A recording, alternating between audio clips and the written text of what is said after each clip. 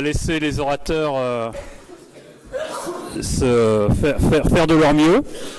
Donc bonjour à tous, je me présente pour ceux qui ne me connaissent pas, Benoît Tavernier, anesthésiste réanimateur à Lille. J'ai le plaisir de faire le modérateur, comme on dit, en fait de présenter le thème général de cette réunion, donc qui est organisé par le laboratoire IMEDEX et qui est consacré au monitorage du débit cardiaque, en particulier par la technique indiqué ici, l'impédance-métrie, et donc avec un moniteur qui est le NICOMO. Je pense que tout ça, vous le savez avant d'arriver ici. Donc, ce symposium est organisé en un premier topo qui va être assuré par le professeur Emmanuel Lorne d'Amiens, qui est donc là à ma droite, et ensuite, plusieurs intervenants que je représenterai au fur et à mesure viendront parler de leur expérience du moniteur dans leur pratique quotidienne. Donc, une première partie qui nous fait le point de la technique, de la littérature, et après des applications pratiques. Alors, si tout va bien et si les orateurs sont d'accord, tous les topos qui vont être présentés maintenant seront ensuite remis sur ceci, qui est une clé USB. C'est une clé USB qu'Achille va nous montrer comment ça fonctionne, parce qu'une clé USB, quand c'est Achille, c'est pas comme une autre clé USB.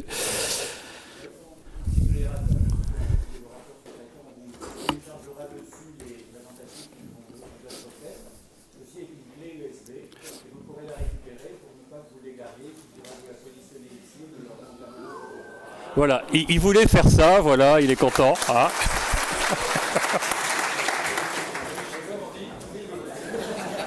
Donc voilà, c'est pour vous rendre captif du NICOMO. On vous passe les menottes. Donc vous pourrez récupérer ça sur le stand. Sur le stand, le temps que ça soit enregistré, ça sera disponible cet après-midi ou demain sur le stand IMEDEX qui est en bas. Voilà. Donc, ce moment étant passé, on va maintenant engager les choses sérieuses. Donc, comme je le disais, je passe la parole à Emmanuel Lorne, donc mon collègue d'Amiens, qui a une expertise incontestable et incontestée sur ce type de monitorage du débit cardiaque et sur l'hémodynamique en général. Donc, Emmanuel, merci beaucoup d'être là et merci de nous délivrer ce topo. Merci beaucoup, Benoît. Alors, bonjour à tous. Je vais essayer de ne pas avoir de torticolis, mais ça devrait aller. Alors, j'ai pas de réel conflit d'intérêt personnel concernant ce type de monitorage. Plus largement sur le débit cardiaque. L'équipe a reçu des grandes de recherche pour le NICOMO, notamment la fourniture d'appareils pour faire des études de recherche clinique.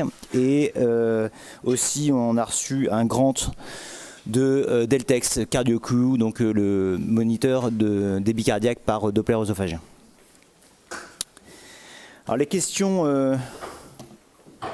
qu'on va se poser ce matin, c'est comment mesurer le débit cardiaque avec un courant électrique. Est-ce que les mesures sont fiables? Et puis ensuite, dans une troisième partie, est-ce que la mesure fournie peut apporter un bénéfice clinique? Et notamment, on va regarder est-ce qu'on peut bien suivre les variations de débit cardiaque et est-ce qu'on peut prendre certaines décisions avec ce type d'appareil. Alors pour vous expliquer un petit peu comment fonctionne l'impédance-métrie, on va repartir sur un tout petit peu de fondamental, mais pas très longtemps, et notamment sur les circuits électriques. Vous connaissez tous la relation U égale RI, ça s'appelle la loi d'Ohm. Et donc quand on fait parcourir un corps, n'importe quel corps, en fait on a une certaine résistance du corps concerné à l'écoulement du courant. Et quand on met une certaine tension, en fait, on va délivrer une intensité, c'est-à-dire un courant électrique qui va être dépendant de la résistance. Or, on sait que la résistance à l'écoulement du courant, c'est lié à plein de choses. C'est lié à la distance du parcouru dans le fil, mais aussi à la section du fil. Pour ça que les personnes qui sont très portées sur les chaînes Hi-Fi utilisent des gros fils pour conduire le courant entre votre chaîne Hi-Fi et l'enceinte. Plus le fil est gros et plus la résistance du courant est faible. Donc c'est la raison pour laquelle vous pouvez utiliser des gros fils, vous aurez une meilleure qualité audio. Alors, ici, l'idée de l'impédance métrie, tout le monde m'entend là ou pas? Ouais. L'idée de l'impédance métrie, c'est d'enregistrer en fait des variations de résistance. En se disant que quand les vaisseaux sanguins se dilatent, ils vont mieux conduire le courant électrique, parce qu'on conduit le courant électrique à l'intérieur du corps essentiellement par les vaisseaux. Donc si mon artère a un calibre plus grand, la section de l'artère, section notamment de l'aorte, va augmenter. Et du coup, comme la section augmente, la résistance diminue. D'accord ? Donc on se dit, de manière générale, si je fais varier la section d'un fil électrique, je diminue ou j'augmente sa résistance. Et donc l'impédance métrice s'est intéressée à faire traverser un courant à l'intérieur de votre corps. Et on se dit qu'on va enregistrer des changements de section de vaisseau en mesurant la résistance à l'écoulement du courant. C'est ça le principe. Donc ici, l'idée c'est que on met un courant alternatif, on fait parcourir entre des électrodes, et en fait avec une certaine tension, et on va mesurer la résistance à l'écoulement. Ici, si je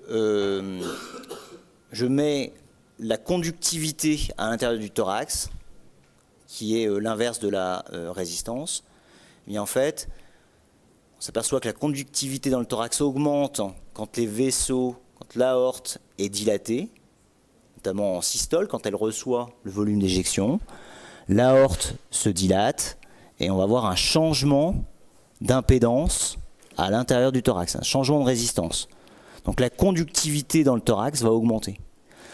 Quand je suis en diastole, petit à petit, l'aorte change de volume, diminue son volume, et donc vous pouvez voir que la conductivité ici diminue à l'intérieur du thorax. Donc cycle par cycle, on peut mesurer la qualité de l'écoulement du courant à l'intérieur du thorax. Ça, c'est le principe de l'impédance métrie. Bon, après, je vais vous passer rapidement sur cette slide qui est une slide de mathématiques. En gros, on utilise un signal, une dérivée en fonction du temps de ce signal de base, et on en déduit, on fait de l'intégrale temps ici de cette surface, et on en déduit le volume d'éjection.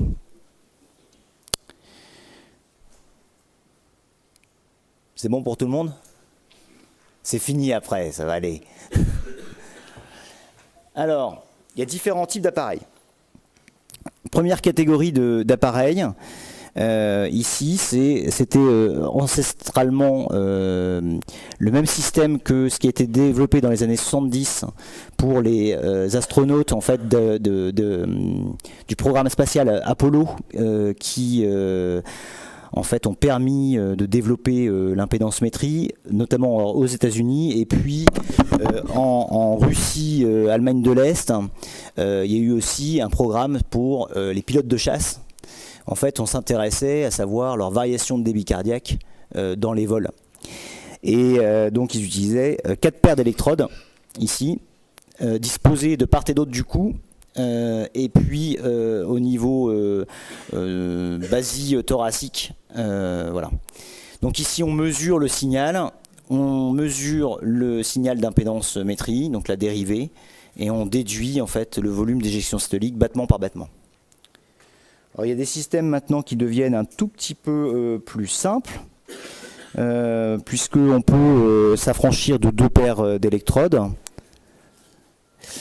Ici, ce que vous pouvez voir, c'est que vous n'avez plus que 2 paires d'électrodes et un capteur. Là, c'est un appareillage qui utilise un deuxième capteur qui permet de mesurer l'onde de pouls et qui permet de mieux déterminer en fait la durée d'éjection, puisqu'il y avait quelques soucis sur la durée d'éjection qui n'était pas toujours très bien calculée avec l'ancienne génération. Donc ici, ça c'est Nicomo qui fait ce type d'appareil avec l'onde de pouls au niveau de l'oreille. On peut avoir d'autres types de systèmes qui permettent aussi, ils essayent en tout cas de mieux contrôler la durée d'éjection. C'est le problème sur chaque type d'appareil. Ici c'est Physio Flow. Eux en fait ils ont aussi 2 paires d'électrodes et ils ont aussi 2 électrodes pour l'ECG. C'est un peu le même principe. L'idée étant de mieux contrôler cette durée d'éjection. Ça c'est pour le principe. Il y a quelques limites générales à l'impédance qui sont liées à l'écoulement du courant dans les tissus. Alors, les épanchements pleuraux font changer la conductance du thorax, qu'il soit gazeux ou liquidien. Comme le courant est conduit majoritairement par les liquides, eh bien c'est logique si vous avez un épanchement pleural qu'il y ait des modifications d'impédance-métrie. Et puis les volumes d'éjection très bas, en fait ils vont augmenter. En fait, on a du mal à analyser ces volumes d'éjection très bas parce qu'ils font des tout petits changements d'impédance. Puisqu'il n'y a pas beaucoup de variations de volume dans l'aorte, ils font des tout petites variations d'impédance. Et du coup, on a un rapport signal-bruit par rapport à l'impédance de base qui est un petit peu bas.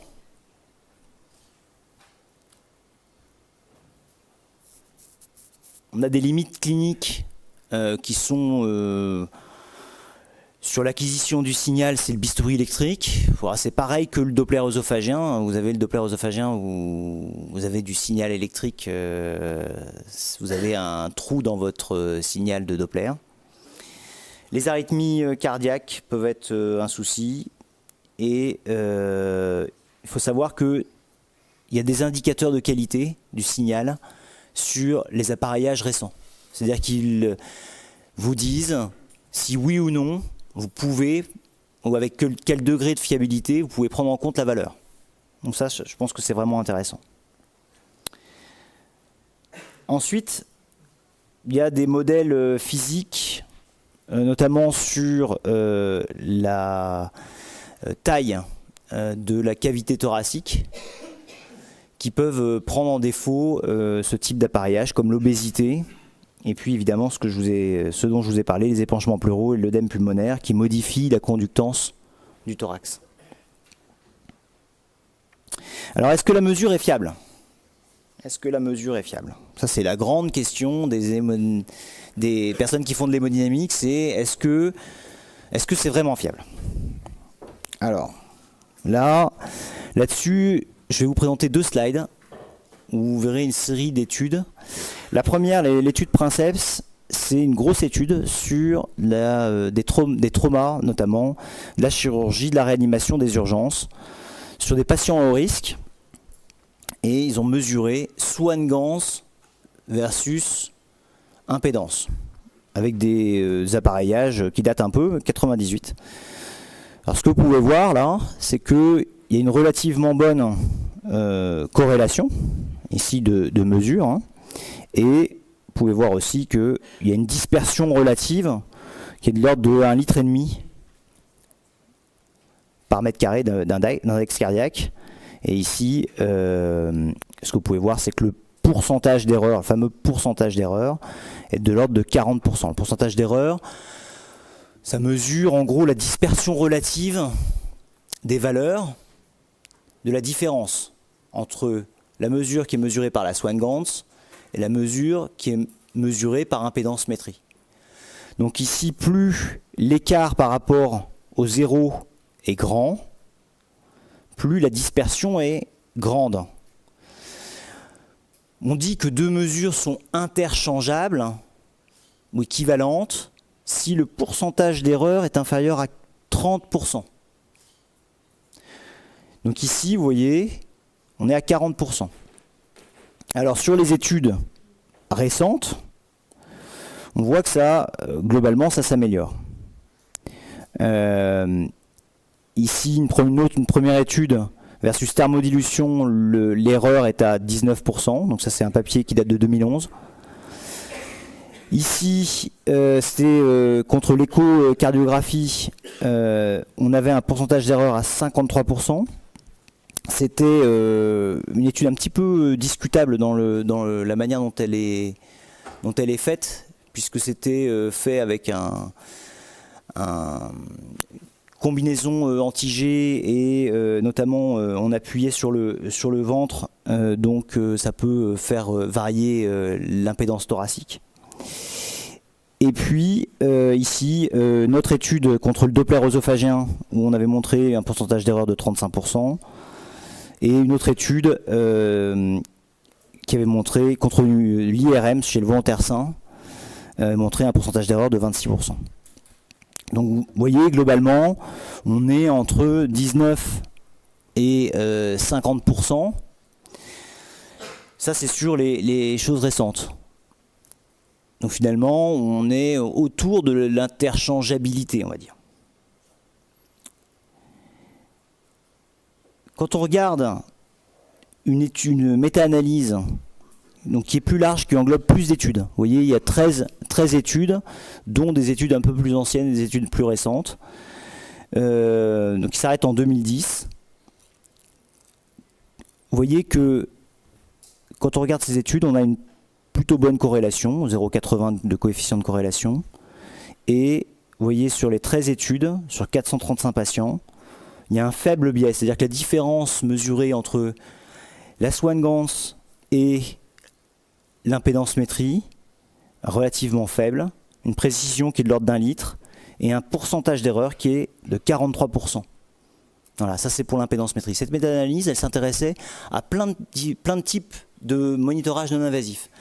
Ce qui est intéressant dans cette étude, c'est que, vous voyez, le pourcentage d'erreur du Doppler œsophagien était de 42%. 42%. Pour autant, on a la recommandation britannique, la recommandation française, le monitorage du débit cardiaque, qui nous disent qu'il faut utiliser les appareillages de monitorage du débit cardiaque pour enregistrer les variations de débit cardiaque, remplir si besoin. Et elles nous disent, vous pouvez utiliser le Doppler œsophagien, vous pouvez aussi utiliser d'autres monitorages non invasifs.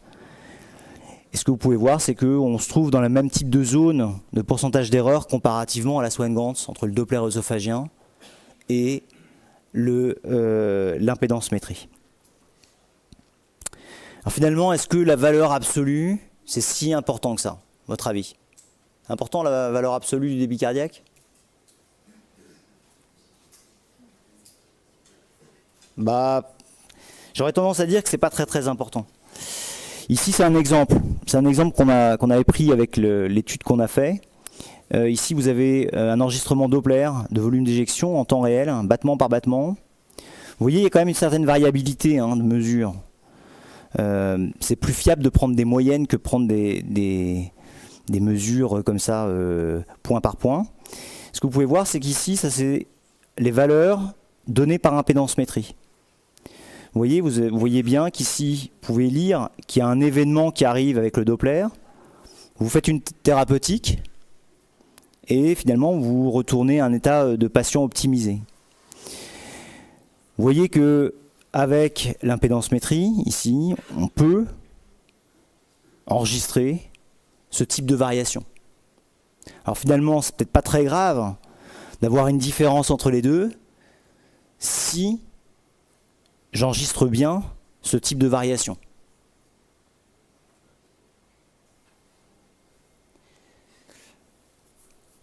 C'est vraiment important ça. C'est-à-dire que les variations, c'est ça qui vont faire qu'on conduit notre thérapeutique.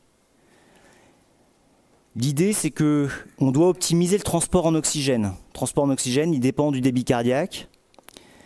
L'idée, dans le concept d'optimiser le transport en oxygène, c'est d'être dans une zone d'adéquation entre le transport et la demande en oxygène, la consommation en oxygène. Quand on est dans une zone où on transporte suffisamment d'oxygène pour apporter suffisamment à la consommation, on n'a pas de dette en oxygène et on a des lactates qui sont censés être normaux. A contrario, si on remplit trop, on va avoir de l'œdème et on va faire de la défaillance d'organes aussi. Ça, c'était l'édito du BJA. Donc la SFAR s'est positionnée en publiant des guidelines sur l'optimisation hémodynamique des patients. Ce qu'elle dit, ces guidelines, elles disent la mesure des variations du volume d'éjection est recommandée pour l'optimisation hémodynamique avec le remplissage vasculaire pour savoir si la thérapeutique est utile ou non. Ce qui est proposé dans ces guidelines, c'est de regarder, de faire un premier bolus de remplissage, de regarder si le volume d'éjection augmente. Si celui-ci augmente, on fait un nouveau bolus tant que le volume d'éjection augmente de plus de 10%. Quand il s'arrête d'augmenter, on arrête le remplissage et on regarde. Et dès que le volume d'éjection baisse, on va à nouveau proposer une épreuve de remplissage. Alors, est-ce que ça peut marcher avec le Doppler œsophagien? Nous, on a regardé ça. En regardant les variations de débit cardiaque, si on enregistrait bien les variations, les mêmes types de variations entre l'impédance et le Doppler. Alors, ce que vous pouvez voir ici, c'est que quand on enregistre une variation positive ou négative avec le Doppler, dans 94% des cas, on l'enregistre aussi avec l'impédance-métrie. Et quand on regarde ici un petit peu l'angle, alors on a une appréciation qualitative des variations, de l'agrément des variations, avec ici l'angle qui est mesuré entre la ligne X égale Y, là, vous voyez ici, là c'est les deltas. Delta de débit cardiaque par Doppler et delta par impédance-métrie. Quand on mesure ici l'angle que fait le point hémodynamique avec cette droite X égale Y, eh bien, on peut ici faire une mesure de ces angles. Quand ces angles sont dans on va dire un secteur d'angle de 30 degrés, on peut dire que ces variations sont tout à fait correctes. Nous, ce qu'on avait montré, c'est que l'impédance-métrie permettait une bonne mesure des variations de débit cardiaque comparativement au Doppler.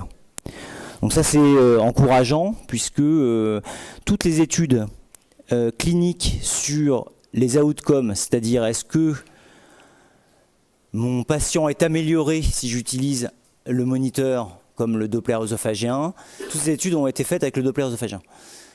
On a montré qu'il pouvait y avoir une amélioration de la durée de séjour ou des complications avec le Doppler œsophagien, et c'est vrai que ça nous encourage pour l'impédance-métrie.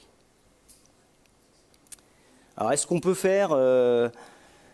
prendre des décisions médicales dans la salle d'intervention?